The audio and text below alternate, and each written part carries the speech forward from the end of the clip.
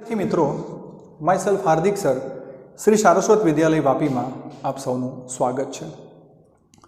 मित्रों, આપણે प्राणी सृष्टि वर्गीकरण भणी રહ્યા છે ધોરણ 11 જે વિજ્ઞાનમાં। એમાં ઘણા બધા સમુદાયો જોયા આપણે, સમુદાયોની અંદર વૈવિધ્ય જોયું અને એના પરથી ઘણા બધા લાસ્ટ ટાઈમ આપણે લાસ્ટ લેક્ચરમાં એમસીક્યુ પણ જોયા હતા। હવે એમાં એ સમુદાયોમાં વર્ગીકરણમાં આપણે આગળ વધીએ છીએ, તો સૌ ધ્યાન આપે। આજે આપણે વાત કરશું સામી મેરુદંડી। લાસ્ટ સુરત્વચી સુધી વાત થઈ, પછી આપણે થોડા એમસીક્યુ જોયા હતા, યાદ કરજો।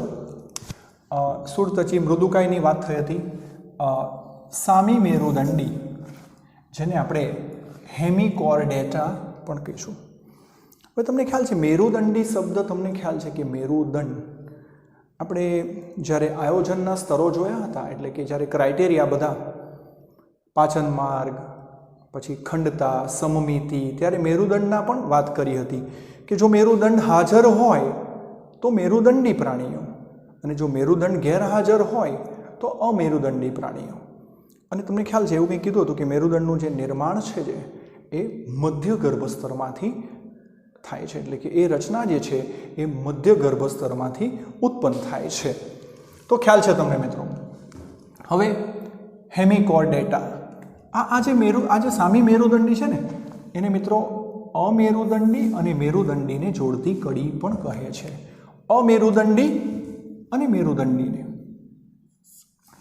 તો આગળના જે બધા અમેરુદંડી સમુદાયો જોયા, હવે આપણે આગળ મેરુદંડી તરફ, પૃષ્ઠવંશી તરફ આગળ વધવાના છે।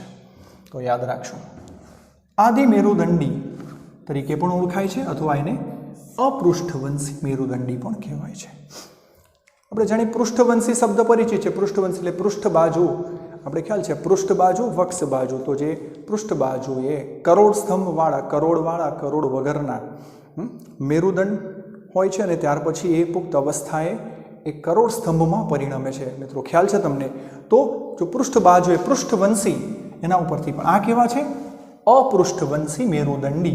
એટલે હવે આપણે ક્યાં જઈ રહ્યા છે? મેરુદંડી અને પૃષ્ઠવંશી તરફ જઈ રહ્યા છે। અમેરુદંડી, અપૃષ્ઠવંશીઓની વાતો હવે પૂરી થવાની મિત્રો। પણ આ એક વચ્ચેનું કંઈક લિંક છે, આ કંઈક જોડતી કડી છે, હેમિકોર્ડેટા। કૃમિ જેવા એકાકી અથવા વસાહતી જીવન જીવે છે। કૃમિ જેવા છે, દેખાવે અહીં જોઈ શકો છો તમે ઉદાહરણમાં, આ બાલાનોગ્લોસસ કૃમિ જેવા એકાકી અથવા વસાહતી જીવન જીવે છે। સંપૂર્ણ દરિયાવાસી છે। તમને ખ્યાલ છે સંપૂર્ણ દરિયાવાસી, કારણ કે સજીવોનું જીવન અલગ અલગ, પ્રાણીઓ તમને કોઈ મીઠા પાણીમાં હોય, ખારા પાણીમાં હોય, જમીન પર હોય, અલગ અલગ, પણ આ કેવા છે? સંપૂર્ણ દરિયાવાસી છે। મિત્રો યાદ કરજો, આપણે સમુદ્ર તારા, સાગરગોટા એટલે કે સુળત્વચી સમુદાયના પણ પ્રાણીઓ સંપૂર્ણ દરિયાવાસી, એના પરથી આપણે એમસીક્યુ પણ જોયા હતા। તો સંપૂર્ણ દરિયાવાસી આ પણ કેવા છે? સામી મેરુદંડી સંપૂર્ણ દરિયાવાસી છે। સમમિતિ એમની દ્વિપાર્શ્વીય, ત્રિગર્ભસ્તરીય રચના, દેહકોષ્ઠી આયોજન અને અંગતંત્ર સ્તરનું સ્તરીય આયોજન જોવા મળે છે। દ્વિપાર્શ્વીય સંરચના કેવી છે? દ્વિપાર્શ્વીય। આપણે વિવિધ સમમિતિ જોઈ છે, અર્ય સમમિતિ, દ્વિપાર્શ્વીય સમમિતિ, અસમમિતિ, એમાંથી દ્વિપાર્શ્વીય સમમિતિ છે। ત્રિગર્ભસ્તરીય છે, ગર્ભના 3 સ્તરો છે, તો આપણે જોઈ ગયા છે આગળ, ત્રિગર્ભસ્તરી જ આવે છે, બાહ્ય ગર્ભસ્તર, મધ્ય ગર્ભસ્તર, અંતઃગર્ભસ્તર। દેહકોષ્ઠી પ્રાણી છે અને અંગતંત્ર સ્તરનું સ્તરીય આયોજન ધરાવે છે। લગભગ મિત્રો ખ્યાલ છે આના પહેલાંના પ્રાણીઓમાં આ અમુક મુદ્દાઓ કોમન છે, બધામાં મોટાભાગે કોમન છે। એક અર્ય રચના આવતી હતી સમુદ્ર તારામાં, તો આ યાદ રાખજો, મોટાભાગે આ સામાન્ય જે કોમન મુદ્દાઓ હોય એ યાદ રાખવા। શરીર નળાકાર છે, અને એમનું જે શરીર છે શુંડ ગ્રીવા અને ધડમાં, શુંડ ગ્રીવા અને ધડ પ્રદેશમાં ડિવાઈડ થયેલું છે। જેનો ટ્રંક ઉપરનો જે ભાગ છે તે ગ્રીવા ગરદન પ્રદેશ, અને બાકીનો જે ભાગ છે એ ધડ પ્રદેશ। તો યાદ રાખજો શુંડ ગ્રીવા, ઉદાહરણ ખાસ યાદ રાખજો, નામ છે બાલાનોગ્લોસસ। હવે એમના પાચન માર્ગની વાત કરીએ તો સંપૂર્ણ પાચન માર્ગ છે। એનો પાચન માર્ગ ક્યાં તો સીધો, ક્યાં તો યુ આકારનો, તમને દેખાય છે અહીં યુ આકારનો પાચન માર્ગ બાલાનોગ્લોસસમાં તમને દેખાય છે, એનો પાચન માર્ગ યુ આકારનો. પરિવહન તંત્ર કેવું છે? સરળ છે અને ખુલ્લા પ્રકારનું પરિવહન તંત્ર ધરાવે છે. હવે ઉત્સર્જનની વાત કરીએ તો નકામા દ્રવ્યોના જે ત્યાગ માટે એમની પાસે શુંડ ગ્રંથિ નામની રચના, જેને પ્રોબોસિસ ગ્લેન્ડ તરીકે ઓળખવામાં આવે છે. શુંડ ગ્રંથિ શબ્દ પણ આપે અથવા ગુજરાતીમાં લખીને આપે પ્રોબોસિસ, તો પણ યાદ રાખશું મિત્રો, યાદ રાખજો. પ્રોબોસિસ ગ્રંથિ શુંડ ગ્રંથિ દ્વારા નકામા દ્રવ્યોનો ત્યાગ કરે છે. શ્વસન ઝાલરો દ્વારા થાય છે, ઝાલર દ્વારા શ્વસન કરે છે. એકલિંગી બાહ્ય ફલન દર્શાવે છે. વિકાસ સીધો કે પરોક્ષ છે. હવે આ બધા મુદ્દાઓ મિત્રો તમને ખ્યાલ છે કે બધી વારંવાર વાતો આવી ગઈ. સીધો વિકાસ, પરોક્ષ એટલે કે પ્રત્યક્ષ અને પરોક્ષ વિકાસ, બાહ્ય ફલન, અંતઃફલન શું છે, આ બધી વાતો આવી ગઈ છે. હવે અહીંયા કેટલાક ડીમ્બના નામ આપ્યા છે, યાદ રાખજો. ટોર્નિયા અને બાયપિનેરિયા ડીમ્બ જે છે, તો આપણે લાસ્ટ ટાઈમ એમસીક્યુમાં મિત્રો જોયું હતું કે ડીમ્બના નામ પરથી પણ એમસીક્યુ આવતા હતા. તો એ ટોર્નિયા ડીમ્બ અને બાયપિનેરિયા ડીમ્બ જે છે એ આની સાથે સંકળાયેલ છે. ઉદાહરણ ખાસ યાદ રાખજો એનું: બાલાનોગ્લોસસ, સામી મેરુદંડી, હેમિકોર્ડેટા, જે અમેરુદંડી અને મેરુદંડીને જોડતી કડી છે, અથવા એને આદિ મેરુદંડી અથવા અપૃષ્ઠવંશી મેરુદંડી પણ કહે છે. એની ખાસ એનું જે આ એક ધ્યાન રાખશો, એનું શરીર નળાકાર છે, શુંડ ગ્રીવા અને ધડમાં વિભાજિત હોય છે. અને આ પ્રોબોસિસ ગ્લેન્ડ પરથી પણ પ્રશ્ન આવી છે. એટલે 2-3 પ્રશ્ન અહીંથી આવી શકે છે. એટલે હવે મિત્રો આપણે આના પછી મેરુદંડી તરફ આગળ વધવાના, પૃષ્ઠવંશી તરફ આગળ વધશું. તો આપણી જે યાત્રા છે, આપણે શરૂ કર્યું હતું પ્રજીવ, સછિદ્ર, કોષ્ટાંતરી ને આ રીતે પૃથુકૃમિ, એમ કરતાં આપણે સરળ રચનાથી જટિલ રચનાવાળા સજીવો તરફ આગળ વધી રહ્યા છે. મિત્રો આગળ વધીએ. હવે મેરુદંડી સમુદાયના ઉપસમુદાયો આપણે વાત કરી આના પહેલા સામી મેરુદંડી વિશે. હવે મેરુદંડી સમુદાય તરફ જઈએ છીએ. હવે મેરુદંડી સમુદાયના કેટલાક ઉપસમુદાયો છે એ જોઈશું, અને ત્યાર પછી પૃષ્ઠવંશીમાં આગળ વધશું. તો જોઈ લઈએ આપણે શું કહે છે. તો અહીં મેરુદંડી સમુદાયના 3 ઉપસમુદાયો જોવા મળે છે. કેટલા ઉપસમુદાયો છે? 3. પુચ્છ મેરુદંડી, શીર્ષ મેરુદંડી અને પૃષ્ઠવંશી. 3 નામ યાદ રાખજો મિત્રો: પુચ્છ મેરુદંડી, શીર્ષ મેરુદંડી અને પૃષ્ઠવંશી. કોના છે આ 3 ઉપસમુદાયો? મેરુદંડીના. તો એને સમજીએ. પહેલા સૌથી પહેલું પુચ્છ મેરુદંડી શું છે તે જોઈએ. હવે તેમને આપણે આદિ મેરુદંડી પણ કહીશું. તેઓ સંપૂર્ણ દરિયાવાસી છે. આ તો એમનું રહેઠાણ થઈ ગયું.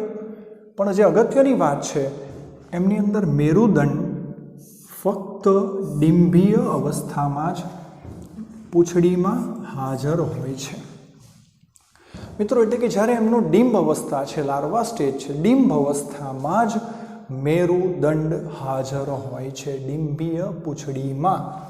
એટલે નામ આપ્યું છે પુચ્છ મેરુદંડી. નામને પકડો તો અહીંયા ડેફિનેશન ક્લિયર થાય છે. સૌથી અગત્યના મુદ્દામાં આ જ આવે કે મેરુદંડ ફક્ત ડિંભીય અવસ્થામાં પૂંછડીમાં હાજર હોય છે, માટે એમનું નામ છે પુચ્છ મેરુદંડી. આદિ મેરુદંડી છે, સંપૂર્ણ દરિયાવાસી છે. ઉદાહરણો પરથી પણ પ્રશ્ન આવે. ઉદાહરણ છે એનું એસિડિયા, સાલ્પા, ડોલિયોલમ જેવા એના ઉદાહરણો છે. કયા કયા છે? એસિડિયા, સાલ્પા, ડોલિયોલમ. કોના ઉદાહરણો છે આ? પુચ્છ મેરુદંડીના. તો યાદ રાખજો ખાસ, પૂંછડી જે છે ડિંભીય અવસ્થામાં હોય છે. બીજી અગત્યની વાત, તો શરીરની ફરતે સેલ્યુલોઝના જેવું ટ્યુનિસિન નામનું દ્રવ્યનું આવરણ છે મિત્રો. શરીરની દિવાલની વાત છે. શરીરની ફરતે સેલ્યુલોઝ જેવું એના જેવું કોટિંગ છે અને દ્રવ્યનું નામ છે ટ્યુનિસિન છે. અને એના પરથી જ એમને આ સજીવોને ટ્યુનિકેટા તરીકે પણ ઓળખાય છે. બે પ્રશ્નો બની ગયા મિત્રો. સેલ્યુલોઝ જેવું દ્રવ્ય શરીરની ફરતે આવરણ બનાવે છે, નામ છે ટ્યુનિસિન. માટે તેમને શું નામ આપ્યું છે? ટ્યુનિકેટા. યાદ રાખજો. શ્વસનરંજક દ્રવ્યની વાત છે વેનોબિન, જેમાં હિમોવેનેડિયમ જે છે હાજર છે. હિમોવેનેડિયમ તરીકે ઓળખાય છે. શ્વસનરંજક દ્રવ્યનું નામ, શ્વસનરંજક આપણે જોયા હિમોગ્લોબિન, હિમોસાઇનિન વગેરે, તેવું અહીં નામ યાદ રાખજો ખાસ, હિમોવેનેડિયમ. તો મિત્રો આ થઈ પુચ્છ મેરુદંડીની પહેલો ઉપસમુદાય પુચ્છ મેરુદંડીની. નામ એટલા માટે પડ્યું કે ડિંભીય અવસ્થામાં ડિંભીય પૂંછડીમાં જ મેરુદંડ હાજર હોય છે. આગળ વધીએ મિત્રો. શીર્ષ મેરુદંડી, તેઓ સંપૂર્ણ દરિયાઈ છે. એવું પણ, આ પણ સંપૂર્ણ દરિયાઈ હતા, આ પણ સંપૂર્ણ દરિયાઈ છે. આમને પણ આદિ મેરુદંડી કહીશું. હવે અગત્યની વાત, મેરુદંડ સમગ્ર જીવનકાળ દરમિયાન જોવા મળે છે. મેરુદંડ આજીવન હાજર હોય છે. મિત્રો અહીંયા મેરુદંડ માત્ર ડિંભીય અવસ્થામાં પૂંછડીમાં હાજર હતો, એટલે પુખ્ત અવસ્થામાં ન મળે એવું થયું. અહીંયા મેરુદંડ એના સમગ્ર જીવનકાળ દરમિયાન મેરુદંડ હાજર છે, પરંતુ એ કરોડ સ્તંભમાં પરિણમે એવું કહ્યું નથી. બરાબર છે. તો ટૂંકમાં અહીં શું કહે છે, ખાસ શબ્દ ધ્યાન રાખજો, મેરુદંડ આજીવન હાજર છે શીર્ષ મેરુદંડીની અંદર. ઉદાહરણ ખાસ યાદ રાખશું, એમ્ફિઓક્સસ. એમ્ફિઓક્સસ છે ને મિત્રો, ખાસ ઘણું બધું ઉદ્વિકસિત પ્રાણી ગણવામાં આવે છે. જ્યારે તમે ઉદ્વિકાસનો અભ્યાસ કરો, મેં તમને કદાચ વાત કરી હતી કનેક્ટિંગ લિંક વિશે. જોડતી કરીના, આઈ થિંક આપણે પેરીપેટસ ને એવા બધા ઉદાહરણો લીધા હતા. પેરીપેટસ કે ભાઈ નો પૂરક અને સંધિપાત સમુદાયને જોડે છે, બે નજીકના સમુદાયને જોડે છે, જોડતી કડી. બંનેના લક્ષણો ધરાવે છે. તેમ આ એમ્ફિઓક્સસ જે છે એને જોતા ખ્યાલ આવે, એનો અભ્યાસ કરતા ખ્યાલ આવે કે આ સૌથી વધુ ઉદ્વિકસિત, એટલે ઉદ્વિકાસનો અભ્યાસ કરી શકાય છે, ઉદ્વિકસિત સજીવ છે એમ્ફિઓક્સસ. યાદ રાખજો નામ મિત્રો. હવે વાત કરીએ પૃષ્ઠવંશીઓ વિશે. તો આ જે સભ્યો છે, આ પ્રાણીઓ જે છે, ગર્ભાવસ્થામાં મેરુદંડ ધરાવે છે અને પછી પુખ્ત અવસ્થામાં એનું રૂપાંતરણ કરોડ સ્તંભમાં થાય છે, જેને આપણે મણકા કહીએ છીએ. કરોડ સ્તંભ કાસ્થિ અને અસ્થિની બનેલી રચનાઓ, કાસ્થિની રચના અને અસ્થિની રચનાઓ. યાદ રાખજો, ગર્ભાવસ્થામાં મેરુદંડ અને પુખ્ત અવસ્થામાં એ કરોડ સ્તંભમાં પરિણમે છે. તો આ ત્રણ ક્લિયર થવા જોઈએ મુદ્દા અહીં. ફક્ત ડિંભીય અવસ્થામાં, ડિંભીય પૂંછડીમાં મેરુદંડ, સમગ્ર જીવન આજીવન મેરુદંડ હાજર. અહીં ગર્ભ અવસ્થામાં મેરુદંડ અને ત્યારબાદ પુખ્ત અવસ્થામાં એક કરોડ સ્તંભમાં પરિણમે છે, એટલે કરોડવાળા પ્રાણીઓ કહેવાય છે પૃષ્ઠવંશીઓ. બધા જ પૃષ્ઠવંશીઓ શબ્દ, આ બહુ સરસ લાઈન છે અહીં, બધા પૃષ્ઠવંશીઓ મેરુદંડી છે, પરંતુ બધા મેરુદંડીઓ પૃષ્ઠવંશીઓ નથી. કેમ એવું મિત્રો? પૃષ્ઠવંશીઓ મેરુદંડી છે, પરંતુ બધા મેરુદંડીઓ પૃષ્ઠવંશી નથી. આપણે આ પહેલા બેને જ જોઈ લો ને, એનો સમાવેશ મેરુદંડીમાં છે, પરંતુ એ પૃષ્ઠવંશીમાં આવે નહીં આવે, કારણ કે એ કરોડ સ્તંભમાં પરિણમતા નથી. એટલે આ સ્ટેટમેન્ટ યાદ રાખજો, બધા પૃષ્ઠવંશીઓ મેરુદંડી છે, પરંતુ બધા મેરુદંડીઓ પૃષ્ઠવંશી નથી. તો આગળ વધીએ. શરીરની વક્ષ બાજુએ 2, 3 કે 4 કોટરોયુક્ત હૃદય ધરાવે છે.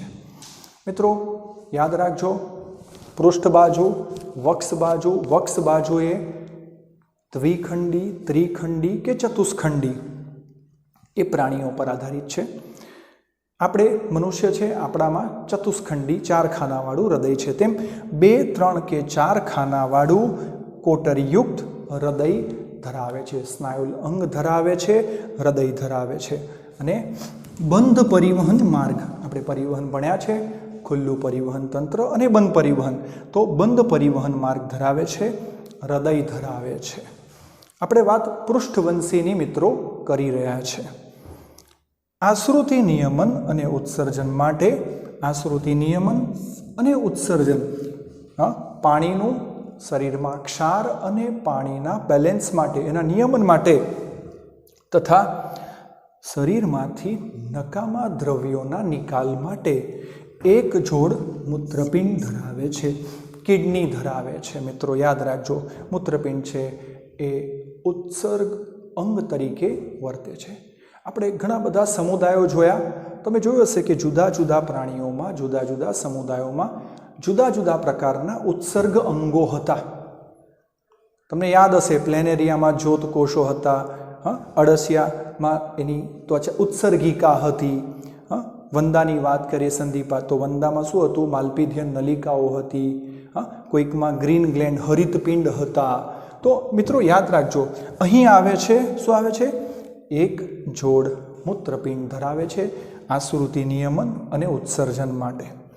પ્રચલનની વાત કરશું. પ્રચલન માટે જોડમાં ઉપાંગો અથવા મીન પક્ષો ધરાવે છે.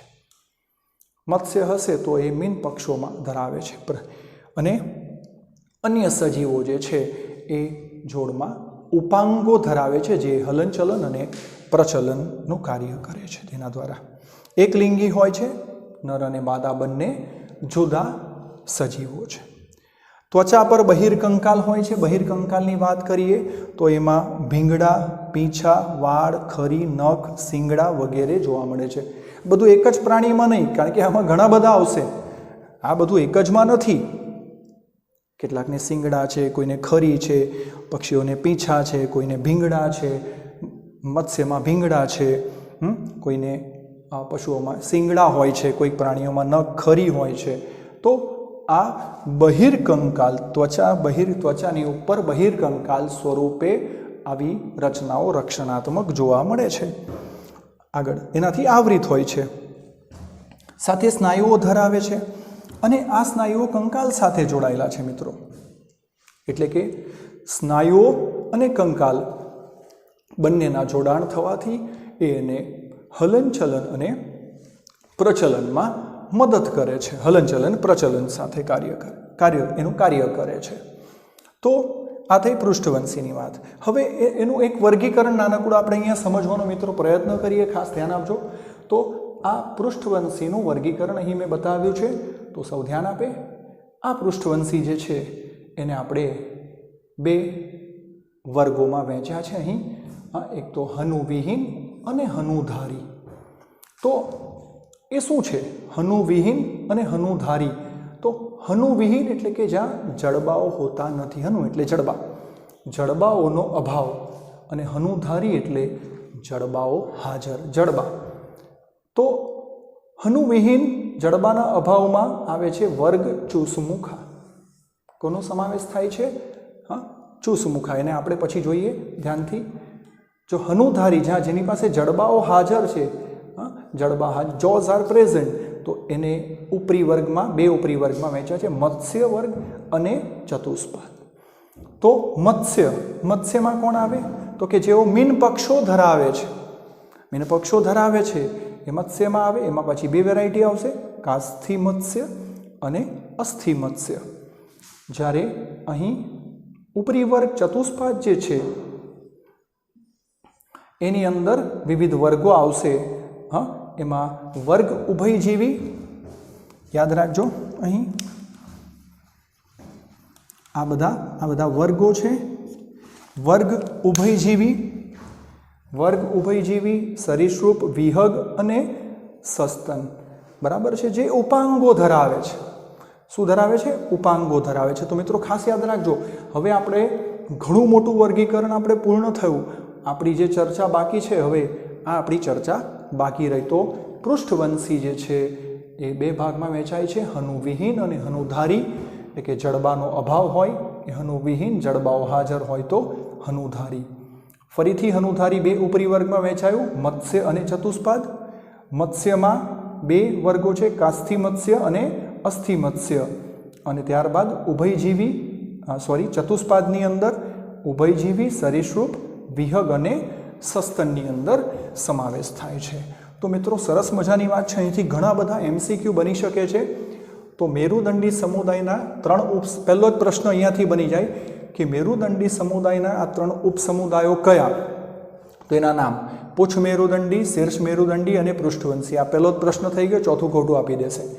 પુચ્છ મેરુદંડીની ખાસિયત યાદ રાખવાની છે કે મેરુદંડ ફક્ત ડિંભીય અવસ્થામાં, ડિંભીય પૂંછડીમાં હાજર હોય છે. એની મહત્વની ઓળખાણ. બીજો પ્રશ્ન એના ઉદાહરણ પરથી આપે, એસિડિયા, સાલ્પા, ડોલિયોલમ આપે અને ચોથું ખોટું આપી દેશે કોઈ. તો તમારે ઓળખવાનું કે નીચેમાંથી કોનો સમાવેશ પૂંછમાં થતો નથી. શીર્ષ મેરુદંડીના ઉદાહરણ પરથી પ્રશ્ન આવી જાય, એની ઓળખાણ મેરુદંડ સમગ્ર જીવનકાળ દરમિયાન હાજર, અને આ બધા પૃષ્ઠવંશીના લક્ષણો. એ સિવાય આ શ્વસનરંજક દ્રવ્યો ને એના પરથી પણ પ્રશ્ન આવી શકે છે. તો મિત્રો ધ્યાનથી વાંચી જવું. મિત્રો આગળ વધીએ. હવે વર્ગ ચુસમુખા સાયક્લોસ્ટોમાટા નામ છે. સાયક્લોસ્ટોમેટા હમણાં જ આપણે વાત કરીને મિત્રો કે જડબા વિહીન અને જડબાધારી, હનુ વિહીન, હનુધારી. તો જે વર્ગ આવ્યો સાયક્લોસ્ટોમેટા ને આપણે સમજીએ. તો આયોજનના સ્તરથી વાત કરીએ. આયોજન જે છે અંગતંત્ર, સરસ, એ તો કોમન ચાલી રહ્યું છે. ત્યાર પછી ગર્ભના સ્તરોની યાદ કરીએ તો ત્રિગર્ભસ્તરીય છે, દેહકોષ્ઠી છે અને દ્વિપાર્શ્વીય સંરચના ધરાવે છે. જો મિત્રો આ વાત 4 મુદ્દા તો લગભગ કોમન જેવા જ આવી રહ્યા છે. મેં આગળ પણ તમને વારંવાર કીધું છે કે તમે દરેક સમુદાયોના વર્ગોના કોમન મુદ્દાઓને સમજી લો અને એમાં અલગ શું છે એને જ સમજવાનો વધારે પ્રયત્ન કરો. તો તમારે કોઈ પણ રટ્ટા મારવા નહીં પડે, ગોખવું નહીં પડે, સમજો. તો અંગતંત્ર સ્તરીય આયોજન, ત્રિગર્ભસ્તરીય ગર્ભસ્તર, દેહકોષ્ઠી રચના, દ્વિપાર્શ્વીય શરીર રચના, બરાબર. અને એમનો જે વસવાટ છે દરિયાઈ છે. પરંતુ આ એક અગત્યની વાત, એ પ્રજનન માટે મીઠા પાણીમાં જાય છે. પ્રજનન માટે, માત્ર પ્રજનન સમયગાળા દરમિયાન મીઠા પાણીમાં. તો કે એ એવા ઓછા ખારાશ, એટલે બની શકે કે જ્યાં દરિયો એટલે કે નદી અને સમુદ્રનો સંગમ થતો હોય કે એવા વિસ્તારમાં કે જ્યાં એની સેલિનિટી, ખારાશ ઓછી હોય, એટલે મીઠા પાણી તરફ થોડી એ માઇગ્રેટ એ લોકો થાય છે પ્રજનન દરમિયાન. પ્રજનન મીઠા પાણીમાં. ખાસ કરીને માછલીઓ પર બાહ્ય પરોપજીવી જોવા મળે. માછલીઓ પર બાહ્ય પરોપજીવી, મોટી જે માછલીઓ છે એના શરીર પર ચોંટીને રહેશે અને પરોપજીવન, બાહ્ય પરોપજીવન વિતાવે છે. એક પ્રકારનો સંબંધ છે, આંતર સંબંધ છે. આપણે બધા જાતના સહજીવનના સંબંધોને, હાનિકારક લાભકારક સંબંધોને જાણીએ છીએ. તો આ એક પ્રકારનો સંબંધ જ છે, આંતર સંબંધ છે. તો યાદ રાખજો. ત્યાર પછી પ્રચલન જે છે મીનપક્ષો દ્વારા એ કરે છે. મીનપક્ષો એટલે સુવિકસિત યુગ્મ મીનપક્ષો નથી, પરંતુ મીનપક્ષો આ રીતે એના શરીર પર જોવા મળશે. અહીં આકૃતિમાં બતાવ્યા છે, આપણે દોરી છે તે પ્રમાણે એના મીનપક્ષો હાજર છે. બાકી તમે માછલીઓમાં તો તમે જોયા હશે કે યુગ્મ પાછળ સરસ મજાના એના મીનપક્ષો, પૂછ મીનપક્ષ હોય અને અન્ય મીનપક્ષો દ્વારા એ સરસ પ્રચલન કરે છે. અહીંયા પ્રોપર નથી મીનપક્ષ, પણ એ મીનપક્ષો દ્વારા પ્રચલન કરે છે, શરીર પર આવેલા છે. અંતઃકંકાલ કાસ્થિમય અને ભીંગડા વગરનું છે. કાસ્થિમય છે અને ભીંગડા વિહીન, શરીર પર ભીંગડા હોતા નથી. મત્સ્ય માછલીઓમાં તમે જોજો કે ભીંગડા ધરાવે છે. પાચન માર્ગ એનો સંપૂર્ણ છે, પાચન માર્ગ સંપૂર્ણ છે. ઝાલર ફાટો ધરાવે છે શ્વસન કરવા માટે. તો મિત્રો તમે જોઈ શકો છો ઘણા બધા મુદ્દા કોમન આવી રહ્યા છે. સંપૂર્ણ પાચન માર્ગ વિશે વાત આવે છે. આ બધી ઘણી બધી કોમન વાતો આવી એના વસવાટના અનુસંધાનમાં. ચલો, તો ઝાલર ફાટો દ્વારા શ્વસન કરે છે. ઉત્સર્જન માટે એક જોડ મૂત્રપિંડ આવ્યો, કિડની. તો તમે જો કે હવે કિડની જેવા અંગો, કિડની આવી ગઈ, મૂત્રપિંડ દ્વારા નકામા દ્રવ્યોનો ત્યાગ કરે છે. પરિવહન તંત્ર આવી ગયું, પરિવહન બંધ પ્રકારનું પરિવહન ધરાવે છે. હૃદય દ્વિખંડી છે. હમણાં થોડો વાર પહેલાં જ આપણે વાત કરીને કે હૃદય કોટરો ધરાવે, 2 કોટર, 3 કોટર, 4 કોટર. આપણે 4 કોટર એટલે કે ચતુષ્ખંડી ધરાવીએ છીએ. આપણે મનુષ્ય છે, આપણે 4, જ્યારે ચતુષ્ખંડી હૃદય છે આપણું, અહીં બંધ પરિવહન છે અને દ્વિખંડી હૃદય છે. તો આગળ ચેતાતંત્રની વાત કરીએ. પૃષ્ઠ ચેતારજ્જુ અગ્રછેડો મોટો થઈને મગજ બનાવે છે. પૃષ્ઠ બાજુએ ચેતારજ્જુ, તમને ખ્યાલ છે, ચેતાકંદો અને ચેતાઓનો સમૂહ, અને ત્યારબાદ મોટો થઈને એ બ્રેનની રચના કરે છે, મગજની રચના કરે છે. એટલે ફરી ડેવલપમેન્ટ આવી ગયું ઘણું બધું. મગજ જેવી રચના આવી ગઈ, મૂત્રપિંડ આવી ગયું, હૃદય આવી ગયું, ખંડો, હૃદયના ખંડો આવી ગયા. મિત્રો જોઈ શકો છો તમે કે ઘણું બધું ઇમ્પ્રુવમેન્ટ આવી ગયું હવે. એટલે સરળમાંથી જટિલ થઈ રહ્યું છે. પ્રજનન એકલિંગી પ્રાણીઓ છે અને ખાસ અગત્યની વાત, અંડજનન બાદ થોડા દિવસોમાં મૃત્યુ પામે છે. અંડજનનની પ્રક્રિયા એટલે શું કે જલીય, આ જે જલીય સજીવ છે ને એના ઈંડા મૂકવાની પ્રક્રિયા પાણીમાં, જલીય છે ને એટલે પાણીમાં જે ઈંડા મૂકવાની ક્રિયા, એટલે અંડજનન બાદ એ થોડા દિવસમાં મૃત્યુ પામે છે. ડીંબ રૂપાંતરણ પછી દરિયામાં પાછા ફરે છે. હમણાં જ વાત કરી કે પ્રજનન મીઠા પાણીમાં કરે છે પ્રજનન દરમિયાન, પછી એના જે ડીંબ છે, લાર્વા સેટ છે, ડીંબ, એ રૂપાંતરણ પામે છે અને એકચ્યુઅલ સજીવમાં આવ્યા બાદ એ દરિયા તરફ ફરી પાછા પ્રયાણ કરે છે. એનો મતલબ કે માત્ર પ્રજનન માટે જ એ મીઠા પાણીમાં જાય છે, ફરી પાછા દરિયામાં આવી જાય છે એનું નોર્મલ લાઈફ માટે. આગળ વધીએ મિત્રો. ગર્ભ વિકાસની વાત કરીએ તો ગર્ભ વિકાસ પરોક્ષ રૂપાંતરણ દર્શાવે છે. હમણાં જ વાત કરી કે રૂપાંતરણ થશે, ડીંબનું રૂપાંતરણ થશે. હવે એની વિશિષ્ટતા જે છે ખાસ, તો વિશિષ્ટતામાં જડબા વગરના છે, જડબા વિહીન છે. મુખ જે છે એમનું કેવું છે, અગ્રવક્ષ બાજુએ છે, એટલે મુખ જે છે એ અગ્ર બાજુએ નથી પણ અગ્ર વક્ષ બાજુએ છે. ત્યારબાદ ગોળાકાર ચૂસક જેવી રચના છે. એની જે રચના છે અહીં ગોળાકાર ચૂસક છે, લાળ ગ્રંથિ, આ એની બધી વિશિષ્ટતા થઈ, આ એની વિશિષ્ટતા થશે.